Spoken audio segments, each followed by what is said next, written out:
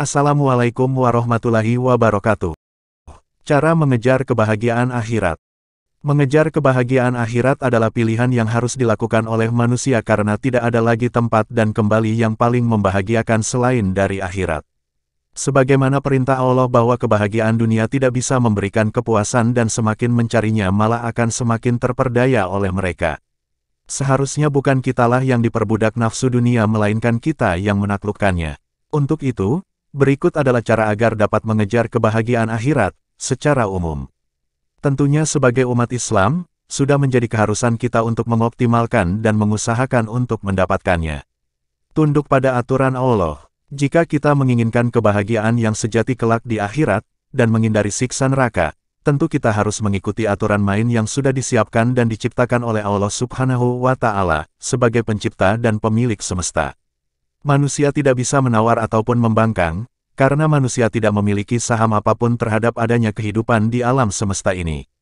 Untuk itu, hal yang pertama jika manusia menginginkan kebahagiaan akhirat adalah dengan tunduk pada aturan Allah, menjalankan rukun Islam, dasar hukum Islam, fungsi iman kepada Allah Subhanahu wa Ta'ala, sumber syariat Islam, dan rukun iman tanpa menawar atau mencari-cari celah untuk tidak melaksanakannya. Menjalankan misi hidup manusia di bumi.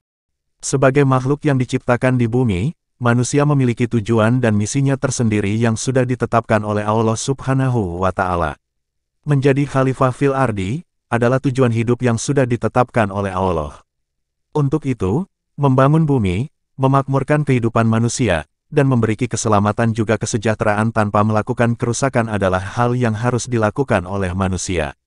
Untuk bisa mendapatkan ridho dan pahala, tentunya harus dilakukan oleh manusia agar kebahagiaan di dunia dan akhirat dapat diraih. Berjuang di jalan Allah. Karena itu hendaklah orang-orang yang menukar kehidupan dunia dengan kehidupan akhirat berperang di jalan Allah. Barang siapa yang berperang di jalan Allah, lalu gugur atau memperoleh kemenangan maka kelak akan kami berikan kepadanya pahala yang besar.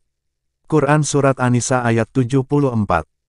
Berjuang di jalan Allah artinya adalah menegakkan dan mengamaliakan seluruh perintah Allah.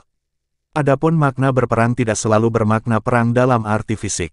Berperang di jalan Allah dari masa ke masa dan zaman ke zaman tentu mengalami perubahan.